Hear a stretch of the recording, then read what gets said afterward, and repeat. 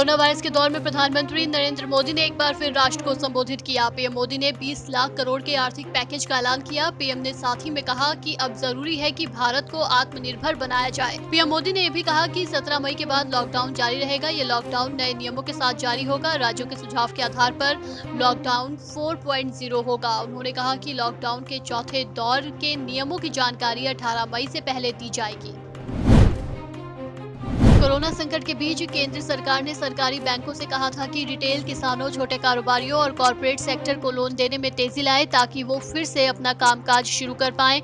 अब वित्त मंत्रालय ने एक आंकड़ा पेश किया है। वित्त मंत्रालय ने बताया कि सार्वजनिक क्षेत्र के बैंकों ने 1 मार्च से 8 मई के बीच छोटे कारोबारियों, रिटेल, कृषि और कॉर्पोरेट सेक्टर के 5,95,000 करोड़ रुपए के लोन को मंजूरी दी। पश्चिम बंगाल की मुख्यमंत्री ममता बनर्जी ने अपने विरोधियों को एक बार फिर से अपने तेवर से रूबरू कराया है। ममता ने मंगलवार को एक प्रेस कॉन्फ्रेंस में कहा कि ये वक्त राजनीति करने का नहीं है। उन्होंने कहा कि ये बात मैंने सोमवार को प्रधानमंत्री नरेंद्र मोदी से बातचीत के दौरान भी कही थी। यदि कुछ लोग सोचते हैं कि कोरोना के दौरान वो सांप्रदायिक तनाव पैदा करेंगे तो मैं ऐसा नहीं होने दूंगी। ममता बनर्जी ने अपने विरोधियों पर कटाक्ष करते हुए कहा कि मेरे साथ राजनीतिक रूप से लड़ने के लिए पर्याप्त समय है। थोड़ा धैर्य रखिए, चुनाव अभी भी दूर है। कोरोना वायरस और लॉकडाउन के दौर के बीच भारतीय रेल एक बार फिर से पटरी पर दौड़ने लगी है। 50 दिनों के बाद रेल सेवा एक बार फिर से शुरू हो गई। मंगलवार को नई दिल्ली रेलवे स्टेशन से छत्तीसगढ़ के बिलासपुर के लिए पहली ट्रेन 4 बजे रवाना हुई। इस ट्रेन में 1490 यात्री सवार हैं। ये ट्रेन बुधवार दोपहर 12 बजे बिलासपुर पहुंचेगी। बता दें कि रेलवे ने 15 स्पेशल ट्रेन चलाने का फैसला लिया है। ये सभी ट्रेन नई दिल्ली स्टेशन से चलाई जाएंगी। ये स्पेशल यात्री ट्रेन नई दिल्ली से डिब्रूगढ़, अगरतला, पटना, बिलासपुर, रांची, भुवनेश्वर, सिकंदराबाद, बेंगलुरु, चेन्नई, तिरुवनंतपुरम, मडगांव, मुंबई सेंट्रल, अहमदाबाद और जम्मू तवी जाएंगी। कोरोना वायरस के चलते बने आर्थिक संकट को देखते हुए उत्तर प्रदेश की योगी सरकार ने सरकारी कर्मचारियों के मिलने वाले 6 तरह के भत्तों को समाप्त करने का फैसला लिया है। मंगलवार को इससे संबंधित आदेश भी जारी कर दिया गया। सरकार के इस फैसले से राज्य के 16 लाख कर्मचारियों को झटका लगा है। सरकार ने आदेश जारी कर नगर प्रतिकार, सचिवालय भत्ता, पीडब्ल्यूडी के कर्मचारियों को मिलने वाले भत्ते, अवर अभियंताओं को मिलने वाले भत्तों को हमेशा के लिए समाप्त कर दिया। यूपी सरकार के अपर मुख्य सचिव गृह अवनीश अवस्थी ने कहा कि अब तक 233 ट्रेनों से 2,81,000 मजदूर उत्तर प्रदेश लौट चुके हैं। उन्होंने कहा कि मंगलवार को ही 13 ट्रेनें मजदूरों को लेकर यूपी की सीमा में प्रवेश कर चुकी हैं।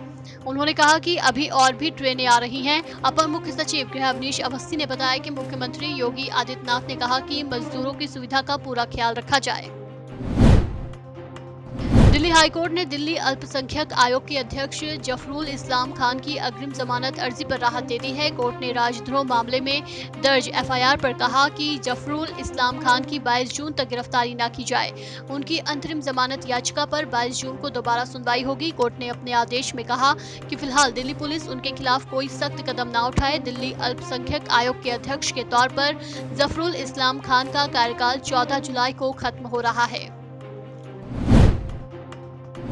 लॉकडाउन के दौरान भी आतंकियों के खिलाफ भारत की कार्रवाई जारी है। पिछले दिनों हंदवाड़ा हमले में अपने 5 वीर सपूतों को गंवाने के बाद भारतीय सेना ने हिजबुल के कश्मीर प्रमुख आतंकी रियाज नायको को मार गिराया था। आतंक पर भारत के इस कड़े प्रहार से पाकिस्तान बौखला गया है। खुफिया सूत्रों की माने तो नियंत्रण रेखा पर पाकिस्तानी आर्मी फायरिंग की आड़ में बीएटी एक्शन को अंजाम देने की फिराक में है। छत्तीसगढ़ के पूर्व मुख्यमंत्री अजीत जोगी की हालत गंभीर बनी हुई है। वो वेंटिलेटर सपोर्ट पर हैं। डॉक्टर ने मंगलवार को कहा कि अब ऑडियो थेरेपी के जरिए उनका इलाज करने की कोशिश की जा रही है। अजीत जोगी को कार्डियक और सांस लेने में तकलीफ के बाद 9 मई को श्री नारायण अस्पताल में भर्ती कराया गया था। अजीत जोगी की न्यूरोलॉजिकल गतिविधियां लगभग शून्य हैं और वो कोमा में हैं। डॉक्टरों ने उन्हें ईयरफोन पर पसंदीदा गाने सुनाने के लिए ऑडियो थेरेपी शुरू की है। सप्ताह में मंगलवार को कारोबार के दूसरे दिन भी बाजार गिरावट के साथ बंद हुआ। कारोबार के अंत में सेंसेक्स 190 अंक नीचे 31,371 पर और निफ्टी 43 अंक नीचे 9,196 पर बंद हुआ। इससे पहले सोमवार को भी बाजार गिरावट के साथ बंद हुआ था।